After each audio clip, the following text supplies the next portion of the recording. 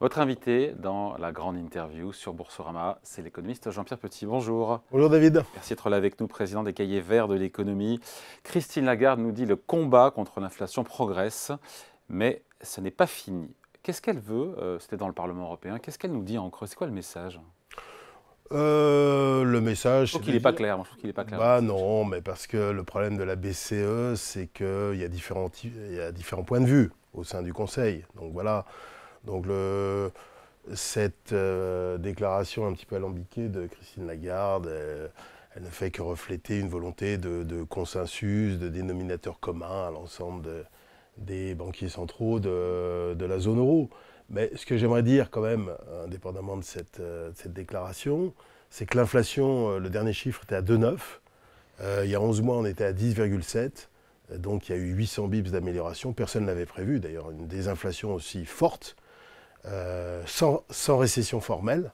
Enfin, on est au bord de la récession, mais on n'est pas vraiment en récession. En tout cas, on n'est pas en récession sévère, ce qui est déjà quand même pas mal, même si ce n'est pas dû qu'à la Banque Centrale Européenne. C'est dû aussi à la baisse des prix de l'énergie, baisse des prix alimentaires et puis l'évolution mondiale, sur les biens en particulier, les biens finis. Donc je trouve que sa déclaration ne fait que refléter une volonté d'attentisme, c'est-à-dire attendre que les chiffres confirment au cours des prochains mois. Parce qu'elle a un doute et parce qu'aussi il faut calmer un peu les marchés financiers qui anticipent déjà 80 Oui. à 90 points de base de baisse de taux en 2024. Oui, ça c'est normal. Les marchés vont souvent très très vite. Et puis il y a les anticipations aussi des entreprises et des ménages Ouais. Qu'est-ce que ça nous dit? qui ont baissé, mais qui à horizon court restent quand même relativement élevés.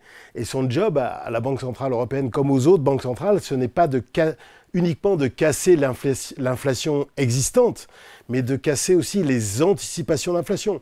Alors par rapport à il y a un an, ou a fortiori par rapport à il y a 2 ans, 18 mois, c'est sûr que les anticipations d'inflation ont beaucoup baissé, mais elles n'ont probablement pas assez baissé au rythme souhaité par la... On est à combien en anticipation d'inflation de la part des agents économiques? Ça dépend des pays, etc. Mais disons qu'à un an, à horizon plutôt court, on est autour de 3%, si je me souviens bien. Donc on n'est pas encore sur la cible souhaitée par la Banque Centrale Européenne. Et c'est pareil à peu près aux États-Unis. Hein. Les inflations ont été rapides, c'est vrai, cette année. Après, il sera difficile de ramener l'inflation à 2% selon Andrew Bailey, qui est donc le gouverneur de la Bank of England, de la Banque centrale anglaise. Bon, les Anglais, ils ont 4,6% en glissement annuel d'inflation en octobre. Mais dans le fond, est-ce qu'il a raison ou pas? Parce qu'il y a ce débat autour de la vitesse pour passer de 3-4% d'inflation à 2%. Mais encore une fois, est-ce que vraiment on va revenir rapidement à 2%? Mais le but, c'est de ne pas revenir rapidement, à tout prix, à 2%. Ça n'a pas de sens. D'ici 2000. La désinflation des années 80 et 90 a mis beaucoup plus de temps à se faire. Voilà.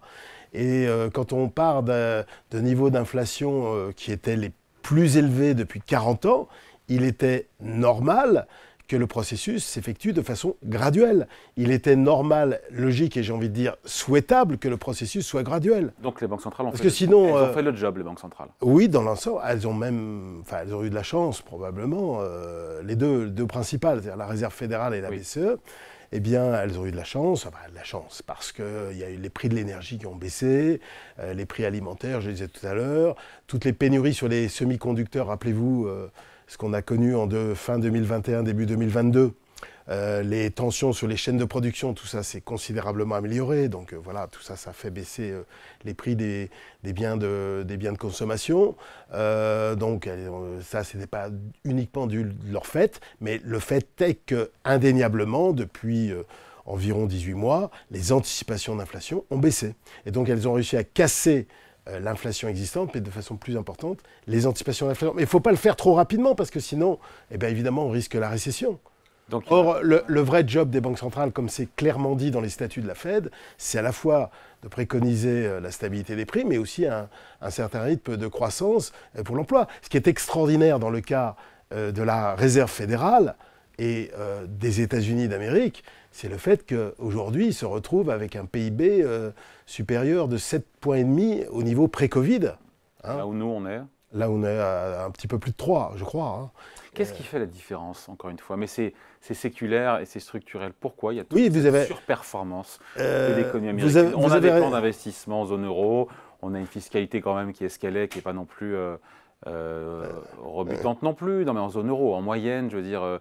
Moi, je me dis quand même qu'ils ont 7 ou 8%, 7% de déficit public. Je vais vous dire. Est-ce que ce n'est pas ça aussi? Il y a l'investissement, évidemment, il y a le plan de Joe Biden, l'Inflation Reduction Act, pour soutenir les... Il y a eu 3 plans Biden, en fait. Hein. Qu'est-ce qui fait la différence ces dernières années? Alors, non, mais ça va beaucoup plus loin.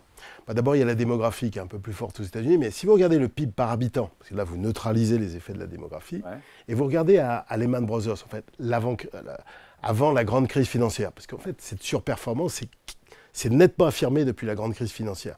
Le PIB par habitant a augmenté de 19,5 points aux États-Unis depuis la grande crise financière, depuis 2007 en fait. Donc en 15 ans, en 16 ans, voilà. Le PIB par habitant aux États-Unis a gagné 20 points pratiquement, un petit peu moins, 19,2 si je me souviens bien. 19%. Et la zone euro, un peu plus de 7. Ils nous ont mis 12 points de niveau de vie relatif. Il faut que les gens comprennent. C'est qu'en moyenne, le niveau de vie des Américains a progressé de 12 points, ce qui est énorme en 15 ans. Plus. Sans guerre, enfin, il ne s'est pas passé des choses, enfin, il s'est passé des chocs importants, mais des chocs qui ont pour l'essentiel été symétriques. Le Covid, voilà, la guerre d'Ukraine. Bon. Donc alors, comment on explique ces 12 points vous venez de mentionner, alors, indépendamment de niveau de vie, 12 voilà, points de niveau de vie. Indépendamment de la démographie, donc. Eh bien, il y a, c'est ce que vous venez de dire, la politique économique qui a été beaucoup plus proactive.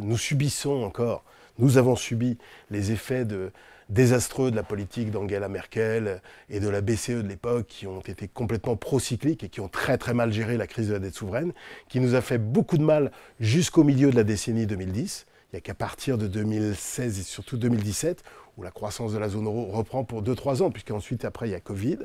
Il y a le fait aussi que les États-Unis ont un poids de la tech qui dans le PIB américain joue quand même sur la durée de façon non négligeable par rapport à nous. Il y a le fait qu'aussi on a une crise énergétique importante depuis nettement depuis début de 2022, la guerre d'Ukraine. Mais il ne faut pas oublier qu'aussi dans la première moitié des années 2010, il y avait eu des prix du baril qui étaient montés à $110 jusqu'en juin 2014, il ne faut jamais l'oublier. Et dans l'ensemble, sur les 15 dernières années, eh bien, les États-Unis sont devenus exportateurs nets. Premier producteur mondial, 13 millions de barils jour. Pétrole de schiste, gaz de schiste, alors que nous, on reste toujours très fortement dépendants des énergies fossiles. Ils exportent combien sur 13 millions de barils jour de produits? Il faudrait que je vérifie. Je ne suis pas là pour le coller, mais je me suis dit en vous écoutant. Donc, ils consomment beaucoup, c'est les premiers consommateurs. Ils sont à peu près, sur le pétrole, ils sont à peu près à 22% de la consommation mondiale de pétrole, 22-23% dans ces eaux-là. Donc c'est beaucoup, hein, évidemment. La Chine n'est que 15%, beaucoup plus faible. Donc c'est ça l'explication de... Non, puis il y a les gains de productivité qui restent quand même tendanciellement supérieurs. Oui, les gains qui viennent d'où? Qui viennent de la tech, de l'organisation du travail, et puis qui viennent également très probablement de dans les dernières années de la diffusion, dans les derniers trimestres, parce qu'on a eu 2 bons trimestres de chiffres de productivité qui viennent très probablement de la diffusion de l'intelligence artificielle générative, parce qu'ils sont producteurs et également premiers producteurs et premiers utilisateurs de l'intelligence artificielle. Le consommateur américain n'en finira pas de nous étonner. Il consomme comme si demain n'existait pas. Est-ce qu'il a bout de souffle ou pas, lui qui a tant soutenu le cycle économique cette année, sur fond, je le disais, de déficit public budgétaire américain, hors norme encore une fois. Nous, on parle de passer sous 3% en 2027. Vous me direz, on est à 5% de déficit public en France cette année. La zone euro est à 3 et quelques. Il y a eu 3 plans Biden. Il y a eu 3 plans Biden. Et eux, ils sont à 7 et personne ne vient les enquiquiner. Non, si ce n'est quand même sur le taux d'intérêt, en particulier sur le taux d'intérêt réel, qui a nettement progressé. On dit que c'est la Banque centrale, mais on voit quand même quelques petites contraintes quand même pour le financement extérieur des déficits jumeaux américains, c'est-à-dire déficit de la balance courante et déficit budgétaire. Il y a un sujet ou pas? Parce que ça fait des années qu'on parle de ça. Finalement, ils se financent toujours les Américains. On voit que les non-résidents, le poids des non-résidents a diminué quand même au fur et à mesure du temps et que la Banque centrale n'est plus là, puisqu'il n'y a plus de quantitative easing. Donc il est possible, et je dirais même probable, que le taux d'intérêt réel d'équilibre, en quelque sorte ex post, sachant qu'il y a un certain nombre de pays qui ne veulent plus autant investir sur les États-Unis d'Amérique qu'auparavant, et puis qui n'ont pas les moyens d'investir autant qu'auparavant, puisque, par exemple, l'excédent courant chinois a beaucoup baissé depuis 15 ans, l'excédent courant allemand a beaucoup baissé. Les pays du Golfe, à recycler. Voilà, et les pays du Golfe, par exemple, veulent utiliser leur surplus d'épargne pour diversifier leur économie et pas l'investir à l'extérieur. Donc c'est un peu moins facile qu'avant. Voilà ce qu'on peut dire. Donc il est probable, c'est très difficile à estimer ex ante, que le taux d'intérêt réel d'équilibre ait progressé, mais ça ne leur a pas empêché cette année de faire quand même 2,5% de croissance. Ils ont fait quand même 2,5, nous on va faire 0,4. 200 bips de différence, alors qu'ils ont subi, comme nous, la hausse des prix de l'énergie et des matières premières de 2022 principalement. Ils ont subi le resserrement monétaire le plus dur depuis 40 ans. Ils ont subi zéro Covid en Chine. Ils ont eu une petite crise bancaire au printemps de l'année dernière, de cette année, qui a quand même refroidi pas mal d'anticipation. Et bon, voilà, ils font 2,5% de croissance. Alors, vous mentionnez la demande. Alors, effectivement, quand on voit le consommateur américain, depuis pré-Covid, il fait combien le consommateur américain? Je ne sais pas. Presque 10% de hausse depuis pré-Covid. De sa consommation? Oui. Combien on fait en zone euro? 2, 3? 0,2. Ouais. Parce que nous, en plus, non seulement on a un revenu réel moins élevé, mais en plus, le taux d'épargne a un petit peu progressé, alors que chez eux, il a plutôt diminué. Voilà. Mais qu'est-ce qu'on peut y faire, je veux dire? Ils sont dépensiers et nous, on est frugaux. C'est comme ça depuis l'aube des temps. Et... Alors, effectivement, c'est là où il y a un grand retour vers la puissance. Il est bien évident que si, quand même, malgré les petites réserves qu'on a mentionnées tout à l'heure, les États-Unis peuvent se permettre des déficits jumeaux aussi importants, c'est parce que ça reste une grande puissance. Alors, une puissance politique, militaire, technologique. Ils ont à peu près presque tous les atouts de la puissance.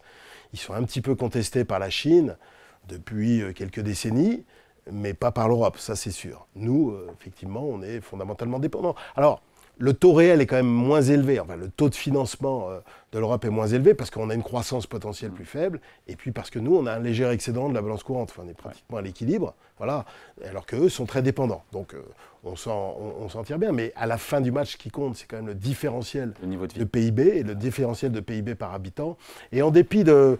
Je ne suis pas complaisant à l'égard des États-Unis. Je sais bien que leur système de santé est défaillant, que la situation politique est quand même un petit peu compliquée, comme rarement elle l'a été dans la période contemporaine. Sur l'environnement, en termes de réduction des émissions de CO2, c'est pas terrible par rapport à nous. Enfin, on pourrait critiquer les États-Unis à toute une série de points de vue. Mais du point de vue de la puissance et du point de vue de la performance macro, depuis les grands chocs de Covid et de la guerre d'Ukraine, fondamentalement, c'est les gagnants. Et d'ailleurs, ils sont gagnants macro, même devant la Chine. Voilà. Parce que la dynamique chinoise a quand même été stoppée, en partie par zéro Covid, en partie par d'autres phénomènes, mais la crise de l'immobilier, la démographie, tout ce qu'on veut, mais aussi par les restrictions américaines sur les exportations de technologies. Et les élections, Jean-Pierre, les prochaines. Oui. Dans les sondages, Trump, pour l'instant, est donné vainqueur.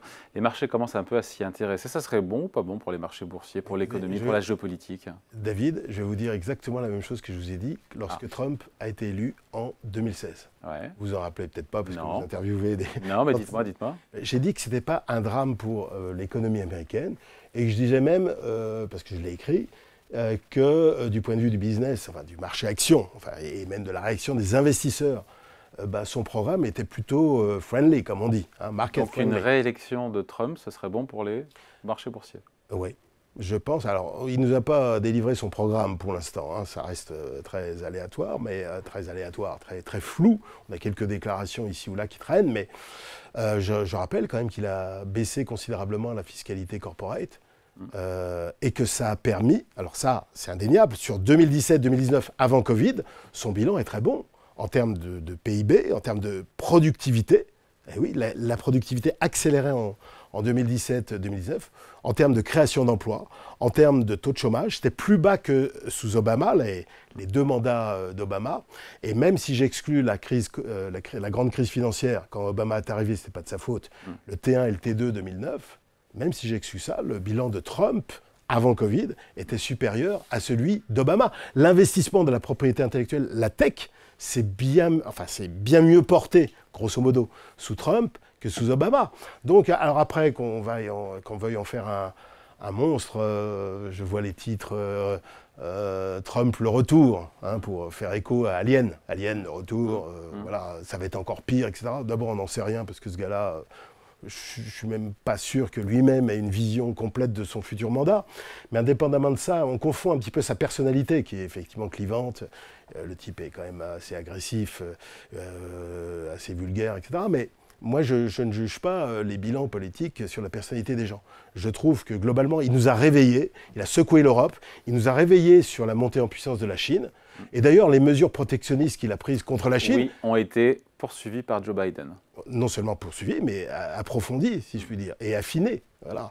Et personne que je sache, en Occident en tout cas, en dehors de Chine, ne s'en plaint.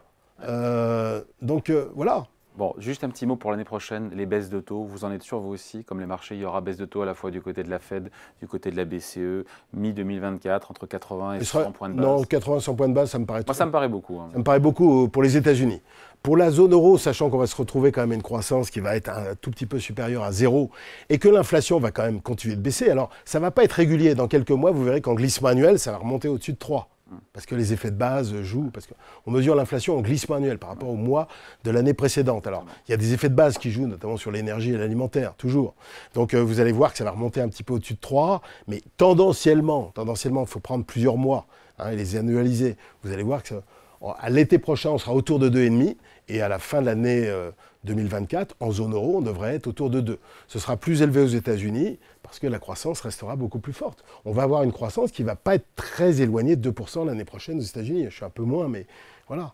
À mon avis, le consensus est encore trop pessimiste sur l'économie américaine. Ouais, avant de se quitter, Jean-Pierre, la géopolitique, évidemment, fait son grand retour. Plus que jamais, elle donnera le là même sur l'économie. Non, je ne pense pas. Enfin, c'est important de s'intéresser à la géopolitique, mais sur les 3 grands dossiers qui pourraient animer les marchés, les investisseurs, je pense qu'à Gaza, enfin le problème Israël, Hamas, je pense que tant que l'Iran n'est pas impliqué, ça n'a pas d'impact, directement impliqué, ça n'a pas d'impact sur le prix du baril. Donc ce sont des événements qu'il faut suivre, évidemment, mais sur le plan macro, ça n'a pas d'incidence. Sur le plan de la guerre d'Ukraine, moi j'ai toujours dit que c'était stabilisation, scénario guerre à la coréenne, hein, comme la guerre de Corée, où on stabilise la situation. Et je crois qu'il y a eu l'échec de l'offensive russe, puis l'échec de la contre-offensive ukrainienne, et puis on en est là. Simplement, la grande différence, ce qui peut changer, c'est en 2025, en fonction de qui sera élu aux États-Unis. Ouais. Mais ce sera en 2025, parce qu'en 2024, je ne vois pas de phénomène qui soit de nature à amender ce scénario de stabilisation, de stabilisation des choses. Poutine ne reviendra pas en arrière. Il sait très bien que dans sa situation, de toute façon, toute l'histoire le montre, toute capitulation, tout retour pour un pouvoir comme celui-ci, c'est la fin de son pouvoir. Donc, et en plus, il n'y a pas de régulateur interne, donc il n'y aura pas de remise en cause. Et il sait que le temps joue pour lui. Et il escompte la réélection de Trump, c'est évident. Hein, voilà. Donc il attend que l'Occident coupe l'aide militaire à l'Ukraine, fondamentalement. Donc il a le temps pour lui. Donc à mon avis, ça ne va rien changer. Quant à l'invasion de Taïwan par la République populaire de Chine, ça, je n'y crois pas un instant. À horizon prévisible. Je ne sais pas que Xi Jinping n'est pas un enfant de cœur, c'est évident. Qu'il y ait des tensions, effectivement, en fonction d'ailleurs du résultat des élections du 13 janvier prochain, qui sont des élections importantes, présidentielles et législatives à Taïwan. Il y aura probablement des tensions maritimes, etc. Mais une invasion de Taïwan par la République populaire, je n'y crois pas un instant, à horizon prévisible. En 2035, on en peut, d'accord, mais ça n'a pas d'importance pour les horizons des investisseurs ou des décideurs qui se limitent grand maximum à 1 an. En 30 secondes, sur les marchés boursiers, on se dit quoi sur les prochains trimestres?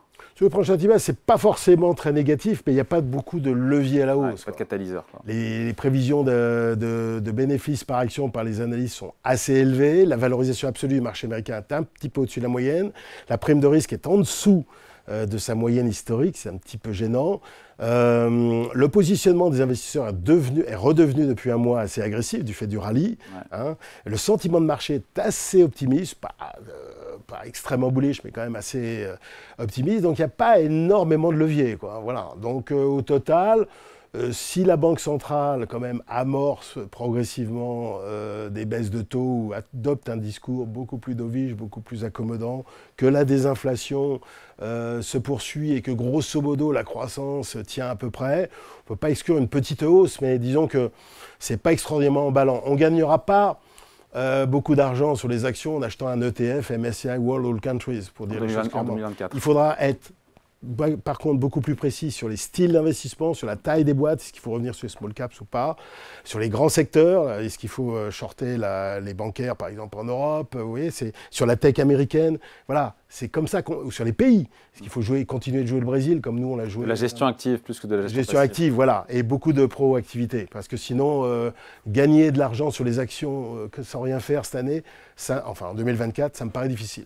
Allez, merci beaucoup pour cet entretien avec Jean-Pierre Petit, le président des Cahiers Verts de l'économie, invité à la grande interview sur Boursorama, à voir en replay dès 14h. Merci.